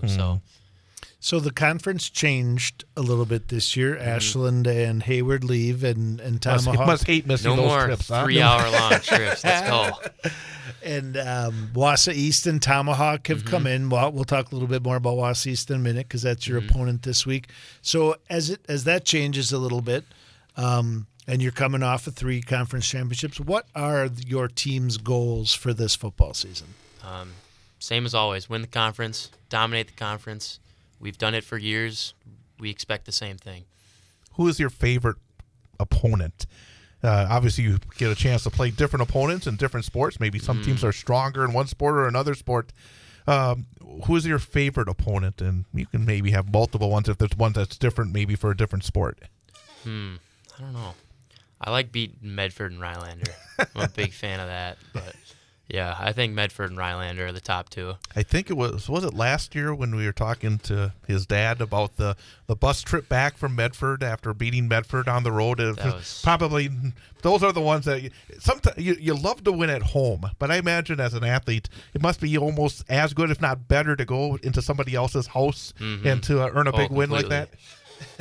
And when it comes to winning the conference championship this year, Medford is probably the one that's circled and kind of maybe with you guys graduating quite a few guys, maybe some people considered the front runner. So I would obviously you play it week by week and you'd never want to get ahead of yourself, but in the back of your minds, is Medford a big one on the schedule? Yeah, they got a good running back coming back, and we're hurting a little bit at linebacker, but I think we'll get some guys healthy, and I think it's going to be a fun game. So, what about this week going to East? I mean, obviously it's kind of in the backyard. You got to take the little trek up I-39 up north to Tom Field on Friday night. Is this one that a lot of the guys are looking forward to? Yeah, it's a new game. I mean, but I'm not a big fan of East, so I'd like to go in there and beat them up. So it's better to be on the road, going to their house. Yes. Oh, yeah. When you look at this matchup, obviously you've been preparing for it this week. Anything jump out in terms of keys to victory on Friday night? We got to stop their pass game. Got to stop Jesse, and then keep their running back in. Keep him contained, and I think we'll be fine after that. You mentioned Jesse, which leads me to believe that through football, but probably of basketball and some other things, you have a relationship. How much in this day and age, and this is more for the people listening at home, like through playing summer sports and all that stuff, how are your relationships with the teams and individuals from these other teams that you see quite a bit? Do you guys do a fair amount of interacting either through social media or hanging out? Yeah, we do a little bit of interacting when we see each other, but on the court it's game on game, but off the court it's pretty chill, so I like it. I know that obviously you're just sort of in the middle of your high school process. You have a lot of time left. Are you hoping when you're done with high school to be able to continue to play either a sport or sports at the next level? Yes, I would. If there's a sport of the ones that you're playing, which is the one that you would, at this point, maybe like to continue with? I don't know. It's pretty close between football and basketball, so I can't give a clear answer there. Well, the good thing is you got plenty of time to make up your mind on that. Coach, anything else here? I was just going to ask real quick, Absolutely, because we didn't kind of get to this one yet. When you think about school, Yeah. like you Oh, think yeah. about want to play after school, what are you thinking you might want to do after school? From what type of program would you like to go into, and what kind of job do you want to have when all is said and done? I wish I could tell you. I have no idea. And you're only a junior, so Yeah. you don't even need to be worrying about Yeah. that too much right now. If What you were a is your- senior, I'd put the screws to you a little bit, but you're right on track. What is your favorite class right now? Or do you have one? Probably social studies. Okay, I'm a very big good. fan of history. Yes. Oh, very good. Anything else before the final question? No, congratulations on a great season so Thanks. far, and good luck moving Appreciate forward. it. Can't wait to see these last Thank you. 5 weeks. And we do have one more question we always ask to wrap things up with our student athlete. And it's a little bit different because normally this is more towards the senior because they've gone through the process. But you've been involved in multiple sports and been part of the varsity for for a little bit of time, to say the least. For the people that join the program, at Mosinee, maybe a freshman or somebody like that, who's just starting their process, in the time that you've already accumulated in high school sports, what piece of advice would you give to those just starting off? Maybe something you've learned in the last couple of years that you could help a younger teammate in order to get the most out of their high school sports experience. Find the weight room. Find the weight room early. It helps everywhere. Treve Stoffel, again, off to a terrific start this season. Had a big game last week and a win over a previously undefeated Lakeland Thunderbird squad. So congratulations on the last 3 weeks. Best you. of luck as you head over Appreciate to it. Tom Field on Friday Thank you. night. Keep Again, on Am I tackling. going to see you there? I will not be there, actually. I'm going to all be in Wisconsin Rapids on Friday night. So right. doggone it. But we'll be keeping an eye on it. All right, sweet. Thank you. Thank you, Treve. Thanks for having me. Absolutely. Again, our student-athlete guest for this week. We're going to come back, continue to recap the action from last week, and then look ahead to all the interesting matchups coming up this week. Week number 5 already of the high school football season. We'll be right back here on 98.9 WXCO. A recap of Week 4 football action, including a couple notable upsets on Friday night. I'm Travis Wilson, and this is a WisSports.net Minute brought to you by Just a Game Fieldhouse in Wisconsin Dells. More high school sports news after this. You may have heard of Just a Game Fieldhouse in Wisconsin Dells, one of the country's premier destinations for youth sports and events, but did you know that Just a Game does so much more? Just a Game also delivers end-to-end apparel, equipment, and event solutions. With their state-of-the-art screen printing and embroidery facility, they can help with branding for your team and business items, including uniforms, apparel, and more. Just a Game also offers digital services that include a cashless digital platform and event live streaming. Just a Game has also added a second brand new facility in Reedsburg. Find more information at justagame.com. Week 4 of the high school football season is complete, which means we're just about to the midpoint of the 2024 campaign. Last week featured a number of notable upsets. Wapaka entered winless, while Fox Valley Lutheran was undefeated and ranked 6th in Division III, but it was Wapaka that came away with an 18-17 win on Friday night, rallying from a 2-score deficit in the fourth quarter. Ithaca has struggled against Bangor and other Scenic Bluffs teams in the playoffs over the years, but last week the Bulldogs scored a huge 14-10 win over Bangor in its first season as a member of the Scenic Bluffs. Roncalli ended a 35-game conference losing streak that had dated to 2018 by knocking off the Kohler Co-op 8-0. In the Quick Trip and Wisconsin Dairy Game of the Week, Stanley Boyd outlasted Mondovi 18-12 in a low-scoring affair. There were some offensive outbursts elsewhere last week. Milwaukee Hamilton's Latavius Brown ran for 391 yards and 4 touchdowns on just 13 carries and returned a kickoff for a touchdown as the Wildcats defeated Milwaukee Marshall 52-26. Baldwin Woodville produced 664 yards of offense, including 520 on the ground, in a 70-42 win over Somerset. Lomira posted 630 total yards in a 55-26 win over Winnebago Lutheran, as 3 players rushed for at least 100 yards. This has been a WisSports.net Minute. Check us out online at WisSports.net. So, how are the kids? Well, Emily made the honor roll. Oh, good for her. Yeah, we're really proud of her. Tyler, on the other hand, though. What's going on? He's been moody lately, just feeling down and not like himself. Oh, we've been there. Nick was struggling last spring. He was so anxious and stressed. Really? What helped? Well, he joined the soccer team. And ever since, he's been a lot happier. He has more energy, he's less stressed, and he's definitely in a better mood at home. It's made a huge difference. That's awesome. Yeah, I'm glad he's getting out of the house, he's getting some exercise, and he's off his phone for once. It's been good for his mental health. Sounds like it's been good for your mental health, too. Participating in Wisconsin high school sports improves students' physical and mental health. Encourage your son or daughter to get involved. This message presented by the WIAA and the Wisconsin Athletic Directors Association.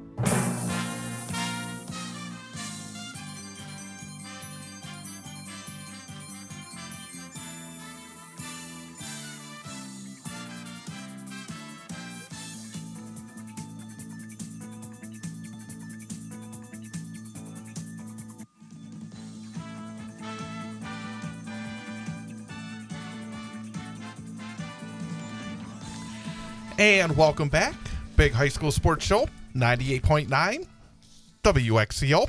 Online at bullfallsradio.com, mobile devices and Alexa by searching WXCO, and on the Civic Media app. Again, thanks to our student-athlete guest for this week, Treve Stoffel. And again, it's a situation where we normally bring in the seniors, but he had such a big game, and it's always interesting again as well when you have somebody that has got the responsibility of being a quarterback, and then also he's got more than twice the number of tackles than anybody on that defense so far this year, which is pretty amazing in itself. And again, you asked him, when does he rest? I don't think he wants to rest. No, I think it's awesome, and I think it's a really cool situation that he's in. I love that he's wearing his three-peat shirt, and They've kind of were one thing. I mean, his older brother was part of that run as well, who's now a college football player. But I think it's kind of his time, right? Like he watched these other guys. He played a role in their teams the last year and a half. But it's kind of his time to kind of make his mark and kind of see what the next chapter in the Mosinee football book's going to be, and it's off to a great start. Absolutely. And let's talk about, we didn't get to the CWC Small or the Merriwood CWC or whatever they're calling it. And it's interesting. The coach doesn't even know what the official name of the conference is, but we'll call it the CWC Small at this point. And Edgar, now 3-1 overall, 2-0 in the conference. They beat Rosholt 53-0. Rosholt 1-3 overall, 0-2 in the conference.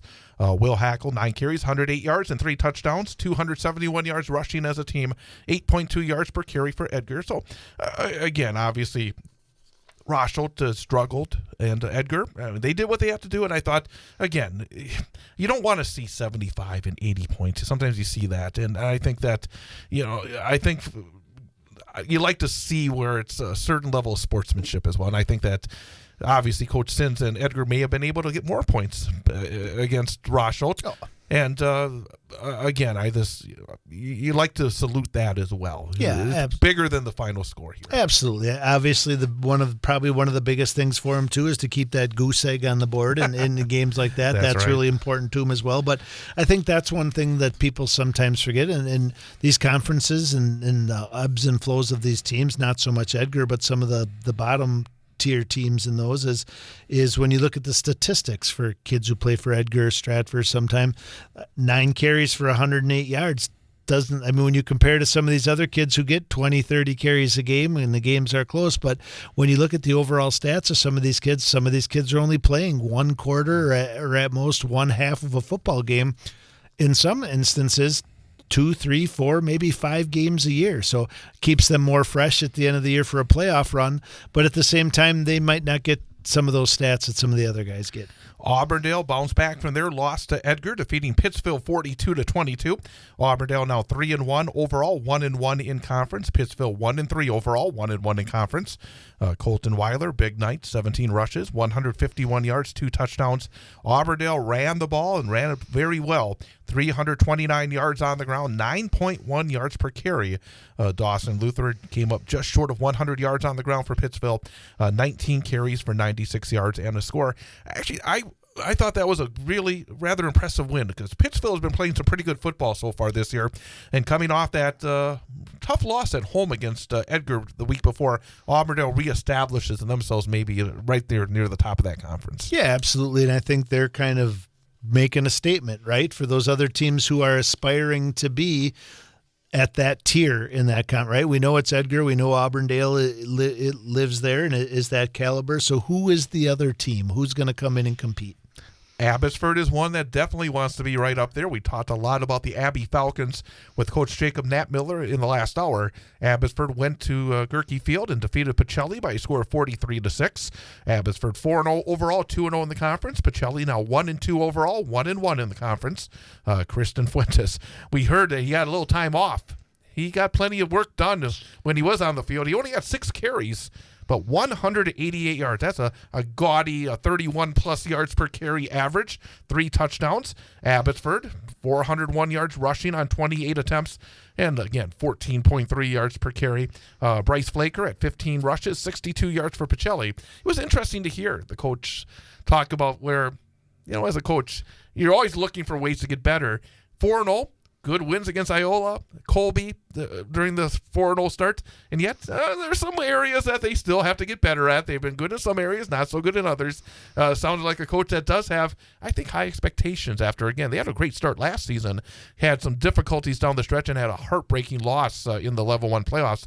But he sounds like a guy that I think feels pretty good about his team, but also knows that they have room to grow. Yeah, absolutely. I mean, we're talking about Christian Fuentes when coach said he has a dinged-up hamstring. 188 yards on 6 carries, not bad for a guy with a dinged-up hamstring. But I think the other thing, too, if you'd have asked him before the season started if they expected to be 4-0, if he was being honest with you, or how good they would feel, I would have to say they're feeling really good. And I also, just to piggyback off what he talked about, tons of respect for Coach in the situation that they have over there, that it is unique. It's not better or worse. It's different and it's unique, and it sounds like they've really come up with a great way to to foster. I mean, when you talk about Edgar, I love what he said about in some areas kids are born with a baby or a football in their crib. I mean, I almost said something. Yep, spot on there, but it's not. I mean, there's a bunch of them over there so they are teaching kids not just how to get better at the game of football, but in some instances, the game of football. Right. So it sounds like they're doing some really great things over there, and it's exciting for them to have that level of success early. Iola Scandinavia, 3-1 overall, 1-1 in the conference. They bounced back from their loss to Abbotsford, beat Assumption 41-0. Jensen Rice, 5 rushes, 98 yards and 2 touchdowns, 5 for 7 passing, 69 yards and 2 scores as well. Iola's going to be right there as well. I think that when, say, Auburndale plays them or Edgar plays them, it's not going to be an easy football game. As they've shown going to Waiawega and putting up those incredible rushing numbers. Yes, Abbotsford was able to slow them down, but still a very dangerous football team, as the coach talked about. He had said, quarterback and receivers and everybody else are very good athletes, and that's why Iola's been over the years. They've always been a very solid program. Right, and when you look at a great win for Abbotsford, and we don't always know the full stories either, right? Like, was Iola missing anybody that week? I mean, those early season games, sometimes and I have no idea, so not speculating here, but there's some eligibility issues to start years with grades and stuff like that. So the last third of the season, when everyone's hitting their full strides, these will make for some interesting matchups and scores. 8-player Newman Catholic back on the winning track. They went to Niagara last Friday and defeated Niagara by a score of 30-12. So Newman now 2-1 on the year, 0-3 for Niagara. Cardinals were down to their, I think, third quarterback or fourth quarterback. They had another injured quarterback last week in the second half. I mean, it's just been amazing. And again, they have just suffered. I was talking to the coach. I mean, during the years they've been 8-player, they've been pretty healthy for the most part over these years, because that's one of the advantages of going to 8-player. You just see fewer injuries. But this season they have been just hit incredibly hard, and I know the coach was exceptionally proud of his guys. He had basically 14, 15 guys, went over there and earned a big win. And again, sometimes it's about winning a state championship game where you feel that pride, but just as often for a coach, it's about when you face adversity and those kids step up, and that's what Newman did last week. Yeah, right now, I would imagine coach is spending a lot of time talking about mindset, right? We can worry about who we don't have, we can worry about the bad luck we've had, or we can worry about or be focused on who we do have and what we need to do to keep growing and moving forward. The other thing I would say is if I were on that team and Coach Micklig came to me and asked me to play quarterback, I might tell him no with the luck the quarterback quarterbacks have had this year. I mean, just all over. I mean, there's been a lot of quarterbacks that have been going down early on in this season. It's like the NFL out there these days. Port Edwards beat Elman Bancroft. I was surprised by this. I thought after Elman had beat Newman the previous week, the thought was that was the game for the conference championship. Well, Port Edwards said nope. They came out there and they had a huge lead. It was much bigger than the final score. It ended up being 40-30, but Port had a huge lead at halftime. They stay undefeated, 3-0. Elman loses for the first time. Brendan Beck, 37 rushes, 174 yards and a score. Max Michaels, 5 of 9, 135 yards, 2 touchdowns and a pick. Timmy Pillsbury, 3 catches, 101 yards, and 2 touchdowns. And again, I always find it interesting when you see a score that surprises you, and that surprised me last week, and that's a big win for Port, and that puts them right at the top of that conference. Yeah, and probably exciting for Newman to kind of see Port go down after a tough loss to them, but also Elman went down. That's what I meant. Yep. That's what I meant. To see Elman go down after a tough loss to them the week before, and probably front runner for name of the year so far, Timmy Pillsbury. I'm looking forward to watching his stats the rest of the year. A couple of other games that involve teams from the old Cloverwood that are always interesting. Owen Withey beat the previously number 1 ranked for entertainment purposes McDonell 58-27. Now Owen Withey takes over the for entertainment purposes number 1 ranking in the state in 8-player football. Owen Withey's always been a solid program. They run the football, and they ran it. They had 3 different rushers over 121 yards. They had 444 yards rushing as a team. Thorpe from that conference as well, 3-0, one of the top-ranked teams, beating Lake Holcomb. It's in Gilman beat Cornell 75-0. These teams were formerly Cloverwood teams. They moved to 8-player, and the strength of 8-player has gone, I think, much, much higher. Yeah, absolutely. I love, as I continue to learn more and more about the teams who play 8-man football, but the game itself, when you look at an Owen Withey team like that, I mean, when traditionally 8-man football, somebody scores 58 points, you expect to see really gaudy passing numbers, right? Attempts, completions, touchdowns. So to rush the ball for 440 yards, that's a different approach. We're going to come right back and look ahead. We got to save some time here. A lot of Week 5 games to talk about. We're going to do that coming up in just a few moments here on the Big High School Sports Show on 98.9 WXCO. On Friday night, the Marathon High School football team plays host to Colby in a Central Wisconsin Conference large school matchup. Hear all the exciting action live on the Sports 2 stream of BullFallsRadio.com and the Civic Media Radio app, starting with the pregame show at 6:35 and the opening kickoff at 7 p.m. Marathon football on WXCO is brought to you by Marathon Park City, Four Seasons Screen Printing, Brickners of Little Chicago, County Materials, the People's State Bank, Marathon Cheese, the Dirks Group, Marathon Family Dentistry, the Marathon Athletic Club, Fisher Transportation, Morgan Sand and Gravel, Rip Falls Fabrication, and BS Taxidermy. It's Marathon hosting Colby in high school football Friday night, starting with pregame show at 6:35, live on the Sports 2 stream of BullFallsRadio.com and on the Civic Media app, and on tape delay following the Wausau West game on 98.9 WXCO. On Friday night, the Wausau West High School football team travels to Wisconsin Rapids to take on the Lincoln Red Raiders in a Wisconsin Valley Conference matchup. Hear all the exciting action live on 98.9 WXCO, online at BullFallsRadio.com, mobile devices and Alexa by searching WXCO, and on the Civic Media app. Coverage begins with the pregame show at 6:35 and the opening kickoff at 7 p.m. Wausau West Sports on 98.9 WXCO is brought to you by the Cloverbell Credit Union, Red Robin Restaurants, Sun Printing, Domtar, the Wausau West Athletic Department, North Star Restoration, K5 Construction, and Coast to Coast Marketing. It's Wausau West at Wisconsin Rapids in high school football. Friday night, starting with the pregame show at 6:35 on 98.9 WXCO, BullFallsRadio.com, mobile devices by searching WXCO, and on the Civic Media app.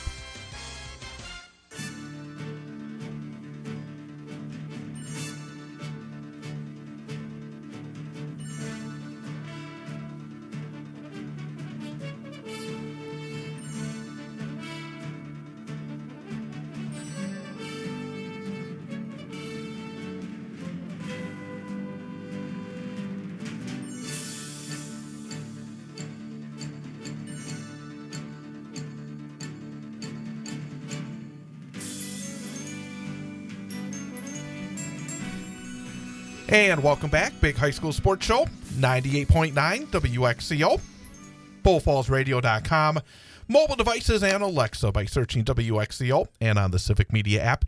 Don't forget as well, if you miss any part of the show or just want to listen again, this show will be available as a podcast coming up just a little bit after the show ends. You can go to BullFallsRadio.com, click on sports or shows, be able to find the show under the Big High School Sports Show. And again, if you are on Spotify or Apple Podcasts, you can subscribe and get the show that way as well. With Jason Foster, again, I'm Chad Holmes, and let's talk about week number 5 as we get to the middle portion of the regular season. Start with the Wisconsin Valley Conference, Big Rivers Conference East. So we'll use the entire title here for this segment. But talk about a crossover battle. We mentioned earlier in the program how the game does not count in terms of the conference, but it does count in terms of getting to the postseason playoffs. And Stevens Point travels to Hudson, and it's interesting that Spash, who's off to a solid start since that loss to Chi High back in week number 1, 3-1, 2-0 in the conference, and then Hudson, a team that's lost a couple of games in a row. I mean, a little bit surprising in that respect.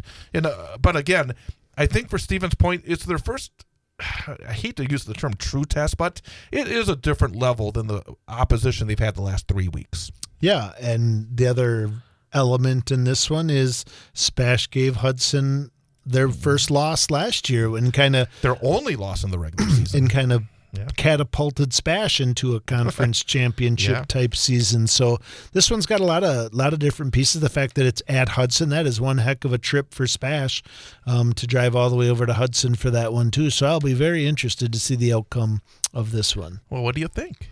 You saw Hudson play a couple of weeks ago at West. Stevens Point got shot in as a good quarterback. I tell you, I mean, this is very intriguing, isn't it? Yeah, and I hate to make you pick, but what's your feel? I don't know. I don't like the trip for them, but I kind of like Spash. The other question mark in this, and if you're kind of keeping score at home, is Spash had a loss to Chi High, and Chi High hasn't been stellar every week either, and they gave it to them. Like it wasn't a super close game either. So I don't know. I think this one's a toss up. I'm going to go Homer and pick Spash on this one. DC Everest coming off their road win at Wausau West, a little bit longer trip this time around, going to Marshfield, take on the Tigers. Tigers obviously got a little bit of juice offensively in their win against Eau Claire Memorial last week, but at the same time, Marshfield still needs, I think, to find some production in the WVC beyond Eau Claire Memorial. And we're so used to going to Marshfield and knowing it's going to be a tough game. It hasn't been the same the last couple of years, but this is an opportunity for Marshfield, and also, I think, an opportunity for DC Everest to maybe put their stake in the ground to say, no, Stevens Point's not the favorite in this conference, but maybe DC Everest is. And I think that I think if there's one thing after watching DC Everest live last week that I would say, if there is a question mark with them or an area that they could still improve, I think it's their defense. I think that's a lot of teams have moved the ball against them, maybe not scored a ton of points, but moved the ball. Marshfield's coming off a 50-point, but that's really their only 50-point or offensive outburst of the year. So that's kind of what I'll watch is what does Everest defense do against Marshfield? And if they come out with a really impressive win, maybe they're the front runner. And Brooks Hinson. They're going to probably, that's the guy. You got to keep an eye on Brooks Hinson if you're DC Everest. So that's because without him, Marshfield offensively does not have the same kind of big playability that maybe Everest has on the other side, where they can do it, I think, both with the run game and with the throwing with Logan George. I think Everest is more likely to be exposed on the ground. Yeah. We got Wausau West at Wisconsin Rapids. Warriors 2-2 overall, 1-1 in the conference, and obviously Rapids has struggled so far. I mean, talk about a gauntlet of a schedule that they played so far, but they're still looking for that first win. And for whatever reason, and I think you know as well as anybody, that trip to Wisconsin Rapids has never been easy for the Warriors. No, it absolutely has not, and I've experienced it several times in different roles, and I think that's part of it. I think Wausau West is looking forward to getting a little more healthy this week, and maybe will come with a few more weapons than they've had the last couple of weeks, but Rapids always plays them tough at home, and Coach Piola knows how to game plan against the Warriors. So this should be a good matchup. Hopefully West finds a way to pull that one out. And for West, it really is a significant game. Again, when you look for us on the other side, not within the coach's room or the players' locker room, you look at some of these games, you think, well, this is a game they kind of got to get, in terms of number one, making it to the playoffs, which I think they feel pretty good about at this point. But number two, also, again, you don't want to be a number 8 seed. And if you finish 5-4, it's going to be pretty tough not to be a number 8 seed. And so every game really does have great significance for everybody, especially in the Division I rankings, because we don't see maybe some of those 3 and 6 teams, at least in this bracket, in this part of the state. Right. So, and I think the other thing with that too is there's some unknowns left on their schedule. Like, who is River Falls, who they have week 9? That's not a guarantee one way or another. There's definitely some toss-ups on there. So you want to get every win that's on there that you should win. And of course, with Stevens Point on the road next week, you definitely don't want to have back-to-back losses going over to Gerke Field next Friday night if you're Wausau West. Weston Rapids, Friday night, 6:35 airtime, 7 o'clock kickoff, live right here on 98.9 WXCO, BullFallsRadio.com, mobile devices by searching WXCO, and on the Civic Media app. And city matchup, Eau Claire Memorial and Eau Claire North. And thing is, for Eau Claire North, they got the win against Superior last week. They got a Memorial team that struggled. All of a sudden, they can look up and say, hey, we got 2 of the wins we need to get to the playoffs very quickly.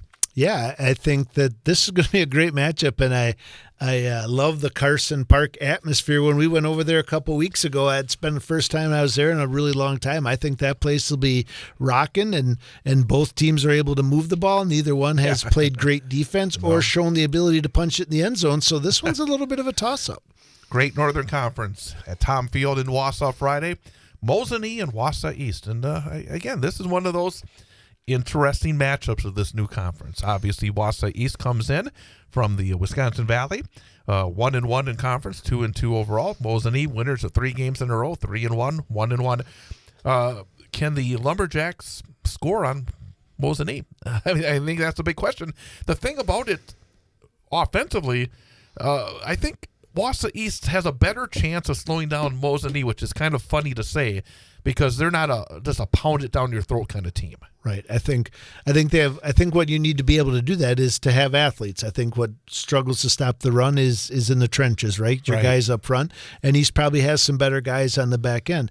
Obviously, I think Mosinee would go in favor to this one, and if Treve has anything to say about it, it sounds like this is the team that he would like to thoroughly beat. So it'll be interesting to see what East is able to pull off offensively, and if they can slow them down. It's going to be an interesting, with Treve Stoffel in the backfield, and then you got Jesse Nepgezik, who's had some terrific performances for East, and again, multi-sport athletes as well. So again, Friday night at Tom Field, that should be, I think, a very interesting game. The one other piece with that one too is moving forward in the Great Northern, this isn't a one and done type thing, is this has the potential to be an interesting rivalry. Definitely geographically the 2 closest teams. East has the higher enrollment, so I think moving forward as East continues to develop their program and Mosinee stays strong, this could be a really nice matchup in future years. The other undefeated in conference play in the GNC is Medford, and they take on Lakeland. Both teams are 3-1 overall. Obviously, Lakeland in the tough spot of their conference schedule with Mosinee last week on the road, but this one being at home. They had won 3 games in a row. They held Rhinelander to 8 points 2 weeks ago, but this is a whole different challenge. But it's an interesting game. I think for Lakeland, somebody's got to step up and say, doggone it, it's not going to be Mosinee and Medford every single year. We haven't seen that in quite a while, and I'm not saying it's going to happen this year or this week, but this seems to be one opportunity. Lakeland at home against Medford. Yeah, I think going back to, like you said, holding Rhinelander to 1 score, and Rhinelander dropped 28 on East last week, so they're a very capable team. And I don't think everyone goes in to win a football game, right? But I think when it comes to playing Medford this year, and I think this might even be true about Mosinee, I think when you go play Medford this year in the Great Northern Conference, you're seeing how you stack up.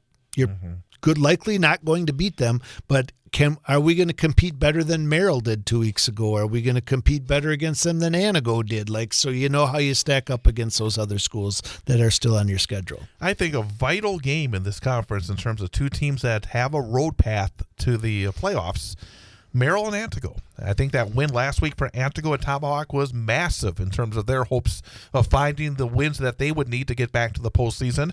Merrill's got through the tough part of their schedule. They had a couple of nice wins to start off their campaign in the non-conference. They kind of suffered a little bit. They played Mosinee very well, actually. There was a one-score game into the fourth quarter, but then last week they kind of ran into that run buzzsaw that is Medford. Merrill at Antigo, and again, Antigo seems to have been finding ways to win, but this is a Merrill team that looks much better. I got to say, this is a result I'm looking forward to seeing. Yeah, and if the path to the playoffs is 3 wins, then this is probably a must-win game for maybe both of them. Exactly. And then Rhinelander at Tomahawk. And I think the Hodags, right now, their defensive numbers have been very impressive. I mean, they've been able to run the ball enough in their 3 wins, but they haven't scored a lot of points. They scored 20 and 21 in their games up north against Ashland and Hayward, put up only 8 against Lakeland, and then put up 28 last week, their best offensive performance against Wausau East. So I think the questions for Rhinelander are on the offensive side, while their defense has been stellar so far. Yeah, we've talked about in other conferences about the different tiers, right? I think Rhinelander probably looks back at that Lakeland game and thinks that's one that slipped away from them. So these are definitely games. Nice rebound against Wausau East last week. This is a definite one they have to win if they want to be considered in that second tier in the GNC. CWC Large and Wyowega Fremont at Stratford. Last season, Wyowega started off their year 6-0. Then they lost 3 in a row to wrap up the regular season, including a loss at Stratford. And then they got the unfortunate draw to have to go to Stratford again in the playoffs and lost that one. And so what was a great season kind of petered out at the end because they faced the Amherst, Wittenberg, Burnhamwood, and Stratford to wrap up their regular season, then Stratford again for the playoff. They're 2-2, and Stratford, again, as we talked about earlier, right now just looking very, very tough on both sides of the football with a perfect 4-0 start. Yeah, I think this one definitely tilts away at Stratford, and maybe the best news that comes out of this game is with Stratford bumping up to D5, they only got to see him once this year. That's right. Colby at Marathon, a game that will be on the Sports 2 stream at bullfallsradio.com and the Civic Media app on Friday night starting at 6:35 and on tape delay following the West Rapids game here on 98.9 WXCO. Colby got their mojo back a little bit in their 40-plus point win last week against Loyal Greenwood. In Marathon, again, I really liked a lot of what I've seen so far from Marathon, but boy, if you're losing multiple quarterbacks, it makes it so tough, and especially a two-way player, a two-way starter, a two-way impact player like True Thurs, the injuries. And again, we're going to talk about this, I think, more and more as we get deeper into the season. Injuries are going to be such a huge factor in so many of the matchups. Yeah, and Colby, too, as we sat here 2 weeks ago, we asked a lot of questions about Colby. They seem to have righted the ship a little bit, and this game will tell us more about that. Not only win-loss, but the style in which they win, if they win. And frankly, before all these injuries, I was looking at this game a couple of weeks ago as, again, one of those vital playoff level games for both teams, right, the way they've gone. So again, I just hate to see where injuries cause major issues like they appear to be right now for Marathon. Spencer Columbus at Wittenberg Burnhamwood, Chargers back at home. Spencer Columbus has I think been a little more competitive early this season, but still not an easy place to go. Nope, and this is kind of Whitburn's kind of chance in the schedule too, after coming off a tough loss last week and knowing that they're probably down a step, but kind of another opportunity for them to get right moving forward in the season. And I think Amherst is in a good position to go to 5-0. They have Loyal Greenwood, who's struggled the last couple of weeks. So I think not much else to say about that. I would agree. Those matchups, this is kind of a tough week. The top tier going against the bottom tier. I was just going to say the seesaw definitely leans in one direction this week in the CWC Large. CWC Small, Merrillwood CWC, whatever you call it. Right on. You got Abbotsford looking for 5 in a row against Assumption. Assumption right now, just numbers-wise and physically, I think these new additions to the conference have really hurt the Royals and Abbotsford in a good position to make it 5 in a row. Yeah, absolutely. I think that these are games where Abbotsford's now at a point in their program where if certain guys are dinged up, you play them what they can, but give the other guys some opportunities as they move forward to those big games at the end of the season in the playoffs. Pittsville again is, I think, played pretty well, but boy, they're in a tough spot. 1-3 overall, 1-1 in the conference. Now they got to go to Edgar, and obviously it's I think you said it before in some of the matchups. It's about kind of seeing where you are. Yeah, kind of a measuring stick game, and again, this is one that's going to come up on your schedule at some point, and you play it, and you kind of game plan or measure where you were last year and where your program's headed this year. Couple of other games where the road team, I think, are significant favorites. Auburndale at Rochelle, Iola Scandinavia at Pacelli again. Kind of similar in a sense that we're seeing again. Kind of not where the top teams are meeting each other in the CWC. Correct. 8-player, Tigerton Marion at Newman Catholic on Saturday. Tigerton Marion actually off to a pretty good start. They're 2-1. Cardinals 2-1. Hoping to get a couple of players maybe back. I think this is a significant game for Newman because as they try to get some players back, the kind of game they kind of need. But this Tigerton Marion team is a little bit, I think, better this season. Newman has Menominee Indian, who has struggled big time next week. So this is a chance maybe, if they can get through this one, to be a little more healthy for a trip to Port in a couple of weeks. Yeah, Tigerton coming off a nice win, 43-0, probably coming in with some confidence. So it should be a good matchup and a good opportunity for Newman Catholic to see where they're at. And I think 2 matchups involving 4 of the best teams in 8-player football. Again, all former Cloverwood Conference teams, all teams that are ranked, all teams that are very, very good. You got number 1 ranked Owen Withee at number 4 ranked Thorpe, and then you have Gilman at McDonell. I mean, just massive matchups that perhaps, again, could be previews of the playoffs for 8-player.